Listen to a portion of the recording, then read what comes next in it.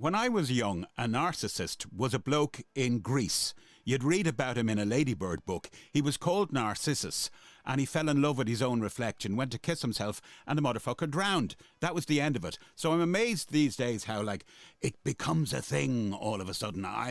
There's a narcissist under every bed. You got to watch out. I'll show you how to deal with a narcissist.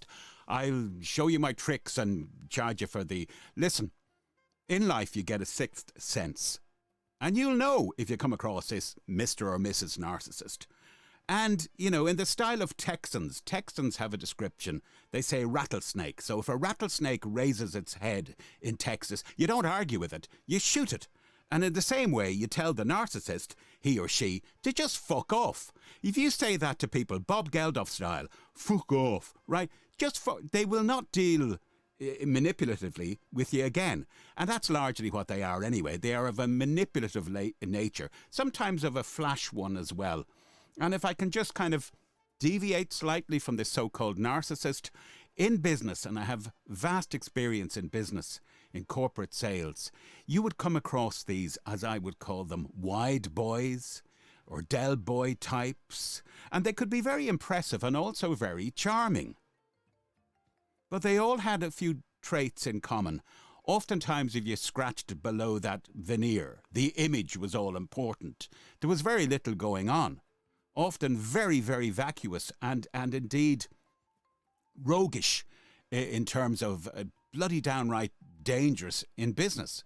Because you can waste your time with these people. You can lose money with them as well. And the traits I used to find, young man in a hurry often, far too young for the car he was driving. And that, by the way, can work against you. I remember going in on a call when I was a Xerox rep, and before I opened my mouth, the buyer said, "You've got the business." I said, "What?" He says, "Yeah, you got the business. Your competitor was just in here. That little whippersnapper just drove out of here in a 5 Series BMW. Fuck him. I'm giving you the business." So the image didn't work that time. The other thing they have in common, especially when they get into kind of director type roles, and they're usually again ones that will be after not very many years they'll be struck off, but you'll find it, they don't want to deal with problems, i.e. irate clients.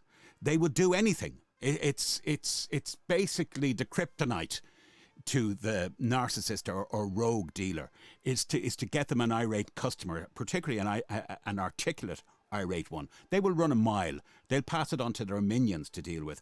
I love dealing with irate customers in my time because I used to sort them out. I would take on the problem as mine, but I knew there was some little pinstripe fucker over the hills after doing the dirt.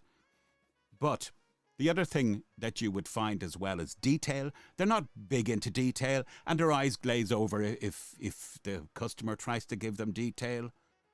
So you'd find that kind of vacuous stuff, and trust me, the whole fucking rotten roof caves in, and you can smell it off them. That's why you tell them to fuck off. And finally, they don't like paying invoices.